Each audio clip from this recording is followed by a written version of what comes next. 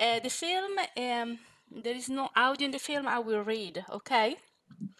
Um, so, so this paper is about memory, the memory of my mother and of a people. It is a poetic journey through memory, hers, mine, and perhaps the collective memory.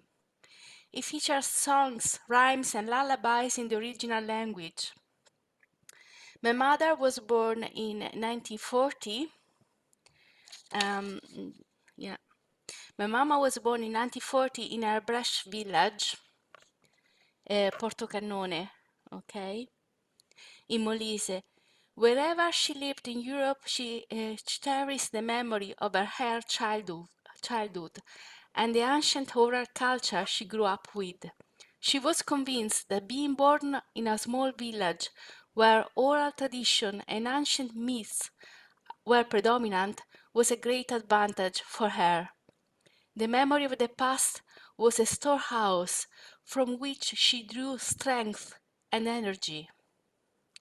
This paper is a virtual journey in her honor and in honor of a oral culture that has survived for centuries and now fast disappearing. And she was very sad about that. This paper is also an appeal to preserve memory. It features observation and importance of remembering in order to become what we are. So that's what she says. In order to be, we have to remember. Okay, so it's a very metaphorical language. I was planning to read it in Italian because it's a bit poetic, but maybe I'll read it in English because I don't know if everybody can understand Italian. And there are people who sing, others who heal. There are people who play and others who teach. There are people who paint and others who research.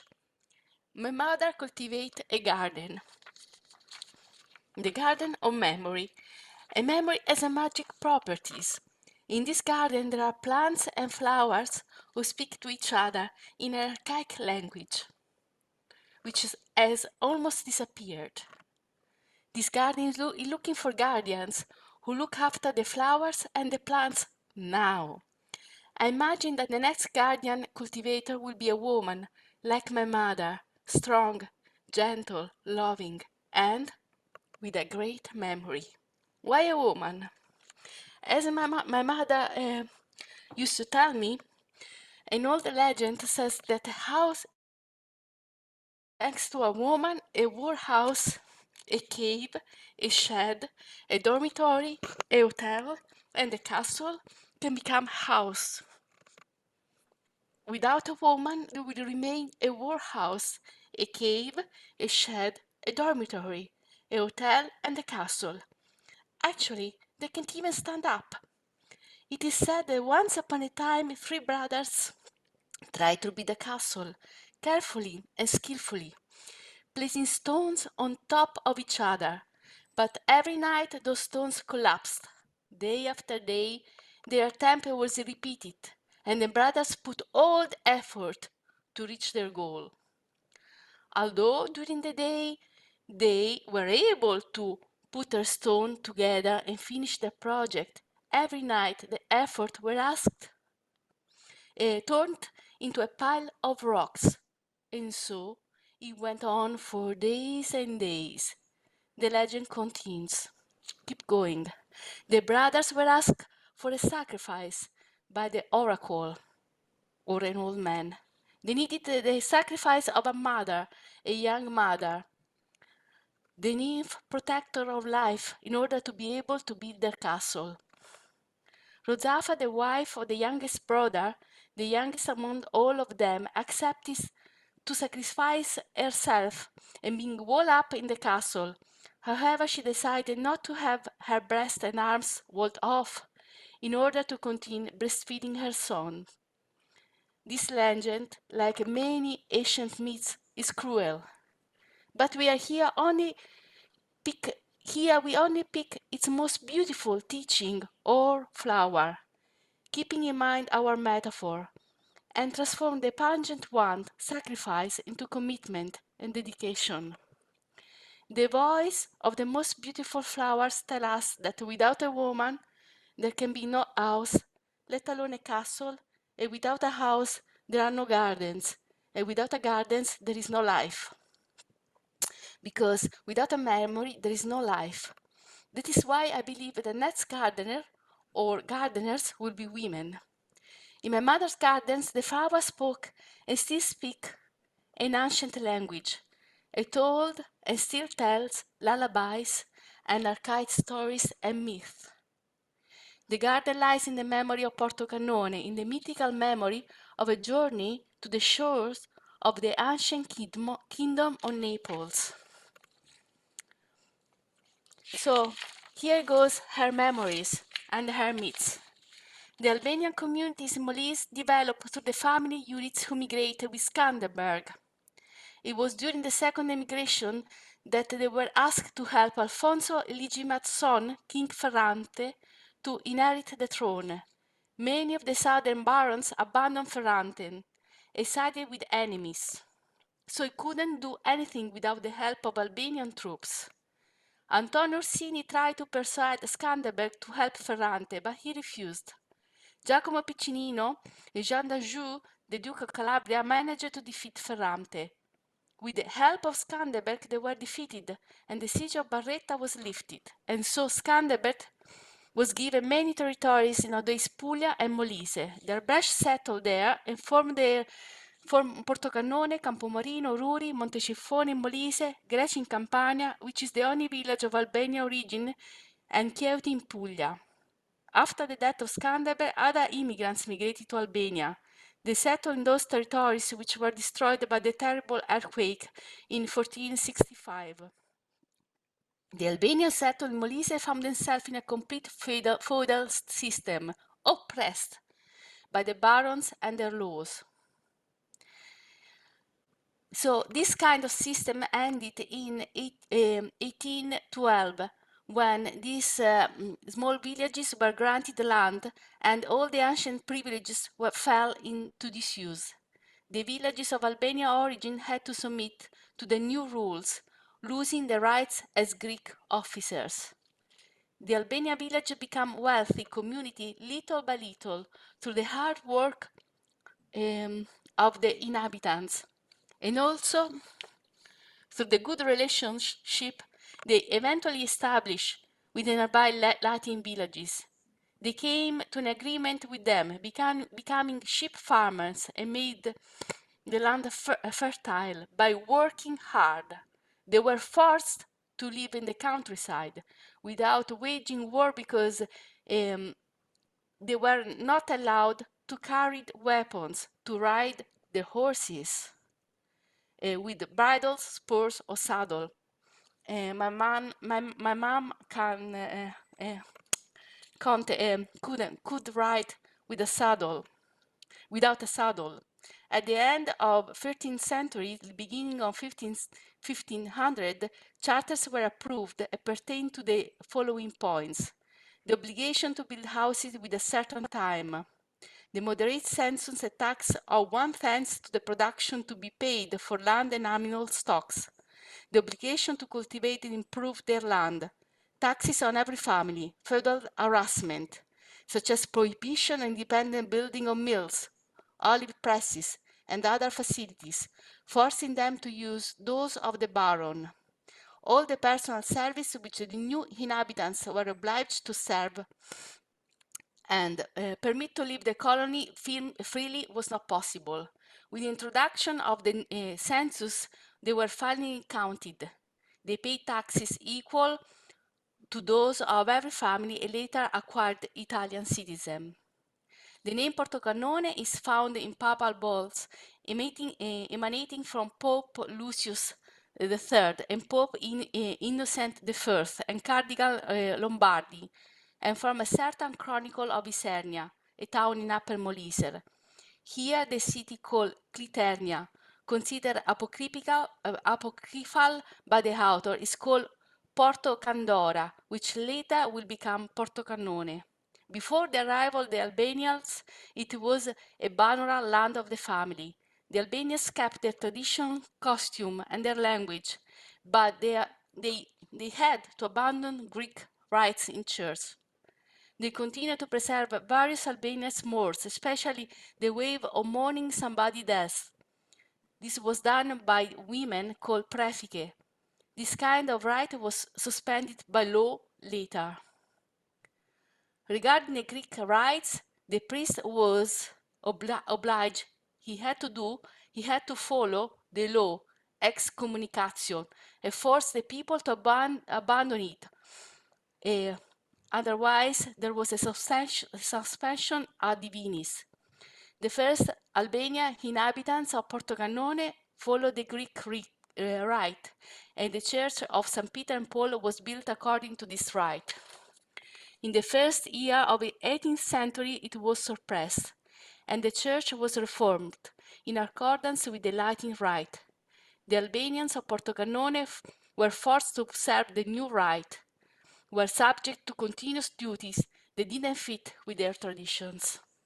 In my mother's gardens, the flowers and plants tell not only ancient stories and myths, but they also tell fables, sing old songs and lullabies, and there is also romantic love. And I hope to share her voice here. One moment, please. I think you can see my screen. Okay, can you see my screen? Oh, yes, yeah, we can. Okay, so we start from the last one, or yeah. So we recorded in Belfast when I was living there, was lecturing there. So this is my first the first fairy tale we record. Malpensi. Ishinhese kushneishi, ishinha mums e The voice is low. E kishinha bera e soyan malpensa. Non ima mavdeke e papaya umartua e mori maman. Mama, bai kumbarin. Allora malpensi, njedit e thajatit. Oita, kate dice mata, mama, ki katjeng një bardro të ciptosura. I thot, që ka ti bënj? E kështu më tha. E qej, ngarkoj të veturën e vate ucë. E ruri atje, tuk, tuk, I tha kumbarit ajo mëma, vuhu ndën shtratit. Ajo vate, u faqua. Që ke malpe? She, tata, prurabarin tru, ki ka të vunj ndën shtratit. I tha, malë, ke vunju? Jo, ka ti vunju. Kina një që bëj, ja dërvejt e fjangit kumbarit. A I bëj, oj, qetë. Që janë, mama? I du një qenë, I thuj mamaja. Shkarkojti e vate ucë. Doli kumbari e thot, ndriko, nga vinj më pundënojti fjangun, tha, mirë. Thot, qeto, kën tjetër herë të vunj të fuseta, tha. Njëtër ditë, jati marpensit, tha. Ta, e di që, tha mamma, ki ka ti qenjë një parmësjere gurë, e që ka të bënjë. Ma që di oj, tha, marpensi, ngarkojti mastjerit e vate ucë. Vate një të herë të shpia. Tuk, u faqua mama. Kush eshtë? Jam marpensi, që ke? She, prura një parmësjere gurë. Tha tata, ki ka ti dërvinj të fuseta. Lei che intervegno, io, che ti intervegno. Dopo mori gurt e aderve. Tăcum, gis, curezi kumbarit, ja kajti. Mama, që ishte ti ndën? Tha, do në 5 vjetër. A I driti gjithë gurt e vate osë. Doli kumbari e thot, ndriko, gëvin më. Dije më spundënojti fjanget, sonde më qajti kurizin. Bot gurë e ngëvin më, thot. Një të herë, që vate kumbari, malpensi e di. E I thot e tazë, oj ta, e di që më tha mua, mëma, ki ka qenjë një thes me kashtë lagtë. A që ka të bënjë? E ka të vujnë zjarë fumarojës, ki ka shumë kam ne. E kjeja, E chi mori, garcoiti vuturen e vate uzzuz. Niente che, tung, cuscest, ja mu mal pensi thot. Shech, progne thes casce lagt, e caspicciò me, dieg mi camnen tata. Nani uru zuoita, ma nani cate diego gno. Sa, mori cumbari. Siria tienden cumneres, chi vorin lumen, a oiste e lagte, ed ilim. Messam tim, ai bei per, bei cumbari, ma ci han. E han succulonti, soi mamma. E sfumacoiti mir cumbari, ne va tutsus. Doli cumbari, etha, drico, gavin me. De dovic te, etha. Mori me tenje die vign. Si face te die vign. Mori, va vign pool, e berime macarone, ne fiasc ver, e volite coccia e vate uz. Nani cumbari, etha. Bare, che u cam di lopt barda, e i sciocchi ca ne lopi barde e ne zes. Mori vate uz sbaioiti, botivette cumbari vate te sciocchi. Cure ruri a tie, thot, ei, cistio šut, quieto i sa sciocchit, e c'aiten câmben puls, e brava, e berame macarone, e io e prura, seng che piacer. Ei, sei sciocchi, oi malpe, e se serit cumbarin, et vinte che care di macarone, e batti malpensi, oi cumba, e dice tata, i vieni satellen, i sei, o gebreidje, e wat doet, oi ta, e dice me sa cumbari, che ci tellen, che cat giustoccio vesci le promenze, i bari, non è che i miei morici tellen, e che te craco. Chi cumbar si pa, che vei me ci tellen, zirico, e vate uz, oi cumba cuveti sa. E jots, jo, che me pret vesci ni sa. Ma jo, che ti me pret vesci, con i her vaita tendriqua, i sa, e mori e vate uz. Malpensi, curiati, bei, prisi selbuk e derdi. I miriat si uturnua dieti buche vuite bursa, i sa mamma. Malpenci banitat, a imbuschen bursat, megur che cat rabatoin tia te coccia. E sa io, vurigunan te coccia, eico. E ruriati, e sot, diale, cuvete mamma, vete che si fumaioia, i sa malpensi. Mamma prepara, ja ti prapa, vanuz, malpensi hungri macaronet, pul ne poi fiasconvera. I signima. Sorry. I don't think I have the time to hear the lullabies and other fairy tales, but everything is online available for everybody, no? And so I'll just finish off. Can you hear me? Yes, but just 1 minute to wrap it up short. Yeah, the language of Portocannone is slowly being assimilated by Italian on the local dialect, which is not Roman, and the culture is disappearing with it. Talking to the elderly people, my mother felt catapulted into a world that has nothing to do with the present times because it repeats motifs that insist on family, the neighbor, and the kinship. These people were very important, these figures were very important in the past, and the ties between them only ceased with death. About 10 years ago, my mother went to Portocannone for the last time and was astonished to see how the culture and the language had changed. Only the elderly spoke Arbëresh as she spoke. The other spoke a mixture of Italian and Arbëresh, and they expressed a difficult concept in Italian. Understanding Portocannone was during the trip very difficult for my mother. She had stored in her mind the image of when she was a child, and on her last trip she realized that her world was disappearing. I hope the walk with in my mother gardens has reached your gaze.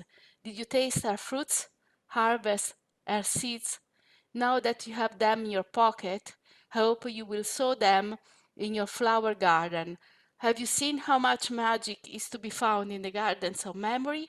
There are talking plants that tell ancient myths and sing ancient songs.